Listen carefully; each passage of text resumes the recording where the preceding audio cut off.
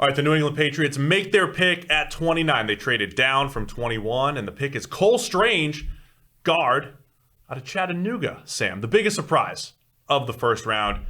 He was only 86 on the PFF draft board, in the 70s on the consensus draft board. Bill Belichick says, hey, this was the guy that they wanted. Belichick's been right about linemen before.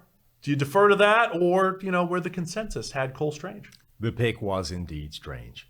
Look, Bill Belichick has been right about offensive linemen. On the other hand, he's had Dante Scarnecchia working magic for years, right? Like, how much of that is Bill Belichick being offensive line draft mastermind, and how much of it is having the best offensive line coach maybe in NFL history working wonders? And that is a dynamic that shifted in recent years. So we'll see if that still holds. Either way, I think you have to factor in where he was on PFF's board, on the consensus draft board. And even, Bill Belichick, of course, is going to come out now and say, well, we had reliable intel that he was going to be gone pretty soon, really quickly. So if we wanted him, we had to take him right there. But if the general consensus is the dude is not worth picking for another 2 rounds, even if somebody else is about to do it, it feels like you two are minorities as opposed to you one being a minority. So play the odds. If there's 2 people out on their own little island saying this guy's great and everyone else thinks he's a 3rd round pick, do you really want to hitch your wagon to that gamble? That's the whole thing, right? I mean, look, if we were in the draft room, we would also, probably want our players and want to pick them and all that stuff.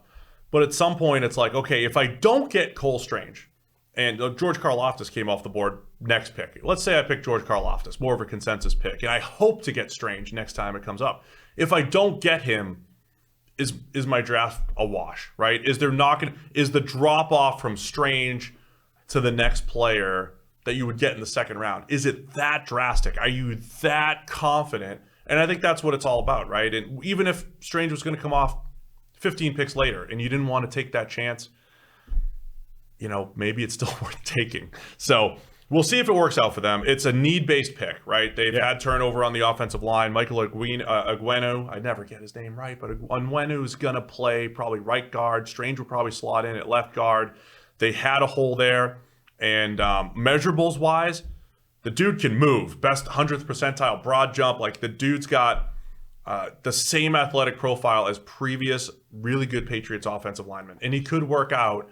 But it's another one of those Belichick picks throughout the year. Some have worked out, some haven't, where he goes away from the consensus. Yeah, and look, his grading was decent, right? And it got better every year, which is another thing we've been talking about with some of these offensive line prospects. The kind of caveat, the issue with that is it was good grading at Chattanooga. It's not quite the blue blood powerhouse of the SEC or whatever. So going from a 69 grade to a 72 grade and then a jump up to an 86 grade this past season in 11 games, his first real extensive playing time, 700 snaps versus fewer than that in the 2 seasons combined. We are dealing with a relatively low sample size, a not amazing grade. 86 is good, but it's not great. And, a guy from Chattanooga who everybody else thought was like a 3rd rounder. It's essentially taking that gamble on athleticism and traits and reasonable tape and then relying on the fact that you're Bill Belichick and the Patriots. Cole Strange had a very good game against Kentucky last fall, so when he did have to play FBS competition, he showed well. At the Senior Bowl, they move him to center.